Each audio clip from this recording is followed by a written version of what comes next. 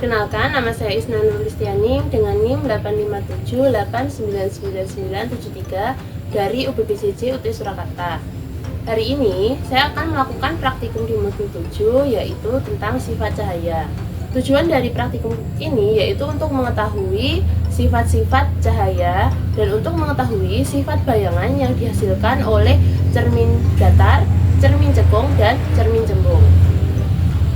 Alat dan bahan yang saya butuhkan untuk praktikum pemantulan cahaya ini yaitu cermin cekung, cermin cembung, cermin datar, kemudian ada senter, kemudian ada layar. Di sini saya menggunakan kertas putih, kemudian ada senter, penggaris, sisir sebagai celah cahaya, kemudian ada lilin, ada korek api, ada busur derajat, alat tulis, dan lembar pengamatan. Berikut adalah alat dan bahan yang digunakan pada praktikum pemantulan cahaya. Pemantulan cahaya pada cermin datar. Di sini ada senter, kemudian cermin datar. Kemudian di sini saya meletakkan sisir yang digunakan sebagai celah cahaya. Saya akan menyalakan senter. Nah, kita lihat di sini sinar datang dari celah cahaya dipantulkan sempurna oleh cermin datar. Selanjutnya, percobaan menggunakan busur derajat.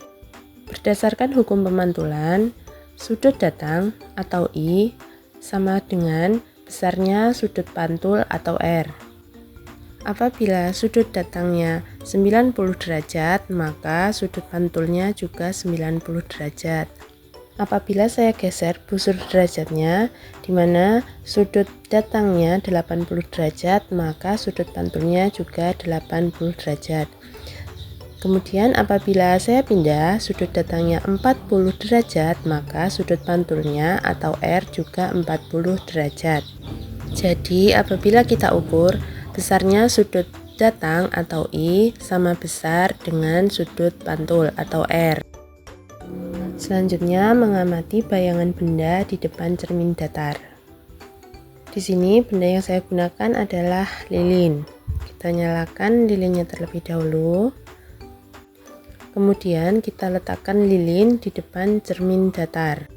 Kita amati bayangan lilin apabila ditaruh di dekat cermin datar. Kemudian kita amati lagi bayangan lilin apabila dijauhkan dari cermin datar. Kita geserkan ke kanan dan ke kiri. Kita lihat bayangan bendanya. Untuk memastikannya, kita akan mengukur jarak benda menggunakan penggaris. Di sini jarak benda ke lilin adalah sekitar 5 cm, sama dengan jarak benda yang ada di cermin. Apabila kita jauhkan lilinnya, jaraknya menjadi 10 cm, maka jarak di cermin juga menjadi 10 cm. Apabila kita jauhkan lilinnya menjadi 15 cm, maka jarak benda di cermin juga menjadi 15 cm. Jadi dapat disimpulkan bahwa sifat bayangan yang dibentuk oleh cermin datar adalah maya, tegak, dan sama besar. Jarak benda selalu sama dengan jarak bayangannya. Selanjutnya, percobaan pemantulan cahaya pada cermin cembung. Cermin cembung mempunyai sifat divergen atau menyebarkan cahaya. Ketika cermin cembung didekatkan dengan lilin, bayangan yang terbentuk akan bersifat maya, tegak, dan diperkecil dengan posisi bayangan yang terlihat agak besar dan berada dekat dengan permukaan cermin. Kemudian, apabila cermin cembung dijauhkan dari lilin, sifat bayangannya tetap maya, tegak, dan diperkecil. Namun, ukuran bayangan lilin tersebut tampak semakin mengecil dan posisi bayangannya terbentuk semakin jauh di belakang cermin. Percobaan selanjutnya, pemantulan cahaya pada cermin cekung. Di sini saya akan mencoba mendekatkan cermin cekung dengan lilin. Saat didekatkan, bayangan membesar dan menjauh dari cermin. Bayangan terlihat jelas di layar hanya jika lilin berada di luar titik fokus.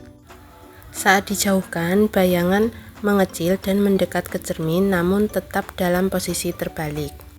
Kesimpulannya, saat cermin cekung didekatkan dengan lilin, bayangan yang dihasilkan bersifat maya, tegak, dan diperbesar. Sedangkan saat cermin cekung dijauhkan dari lilin, bayangan yang terbentuk berubah menjadi nyata, terbalik, dan diperkecil. Selanjutnya, pengukuran jarak bayangan pada cermin cekung. Kita nyalakan dulu lilinnya. Pertama, jarak bendanya saya taruh di 8 cm. Kemudian saya ukur jarak bayangannya. Jarak bayangan berada di 24 cm. Selanjutnya saya ubah jarak bendanya menjadi 9 cm.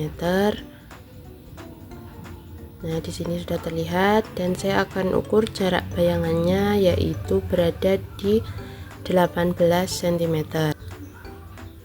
Selanjutnya jarak bendanya saya ubah menjadi 10 cm dan saya akan ukur jarak bayangannya yaitu berada di 15 cm.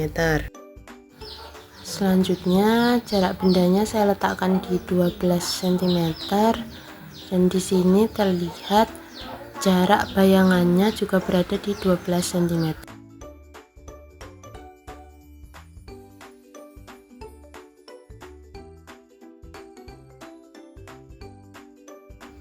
Kesimpulan, berdasarkan hasil praktikum, sifat bayangan yang terbentuk sangat dipengaruhi oleh jenis permukaan cermin yang digunakan. Cermin datar selalu menghasilkan bayangan maya, tegak, dan sama besar dengan posisi yang berkebalikan kanan kirinya. Cermin cembung selalu menghasilkan bayangan maya, tegak, dan diperkecil sehingga memberikan area pandang yang lebih luas. Sementara itu, cermin cekung memiliki sifat bayangan yang fleksibel. Bayangan bisa bersifat nyata, terbalik, dan diperbesar atau diperkecil tergantung pada jarak benda. Kecuali saat benda sangat dekat yang akan menghasilkan bayangan maya, tegak, dan diperbesar.